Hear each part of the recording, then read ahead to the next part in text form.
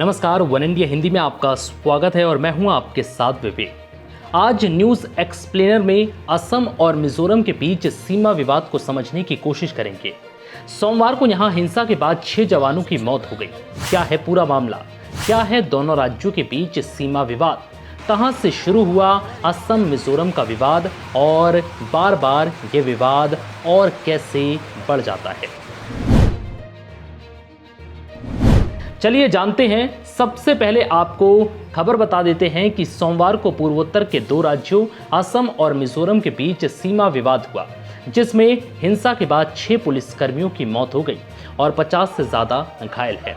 भारत के इतिहास में ये पहली बार हुआ है कि सीमा विवाद को लेकर इतनी हिंसक स्थिति बनी है और दोनों राज्यों के मुख्यमंत्री तक आपस में ट्विटर पर भिड़ गए हैं।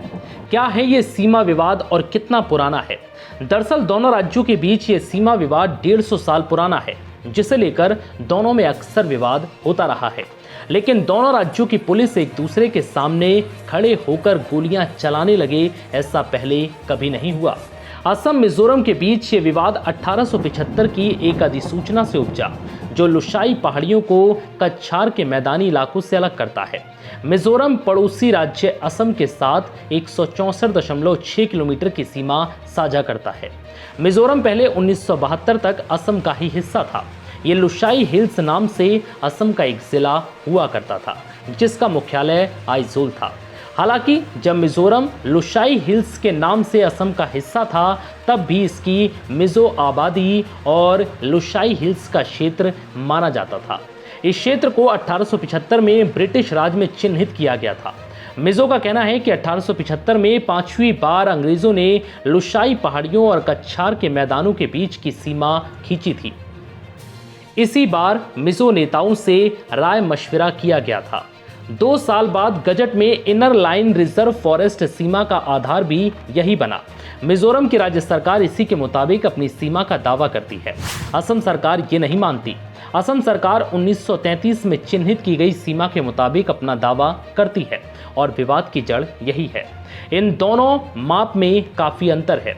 विवाद की असली जड़ एक दूसरे पर ओवरलैप 1318 वर्ग किलोमीटर का हिस्सा है, जिस पर दोनों सरकारें दावा छोड़ने को तैयार नहीं है।